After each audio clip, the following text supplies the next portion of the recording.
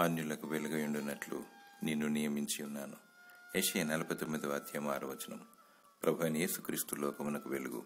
ఆయనను వెంబడించి వారు చీకటిలో నడవగా జీవపు వెలుగు కలిగి ఉందురు. అయితే ఆయన వెలుగులో ఉన్న ప్రకారము మనమును వెలుగులో నడిచిన ఎడల మనము అన్యోన్య సహవాసము గలవారమై ఉందుము. ఈ పాపపు చీకటి లోకములో అనేకులు శాపగ్రస్తమైన స్థితిలో ఉన్నారు, పతనానికి లోనవుతున్నారు. సాతాను వారి మనోనేత్రములకు గురుడితనం కలిగించుచున్నాడు. అనేకులు దేవుని ఔన్నత్యము కనుగొనలేకపోతున్నారు.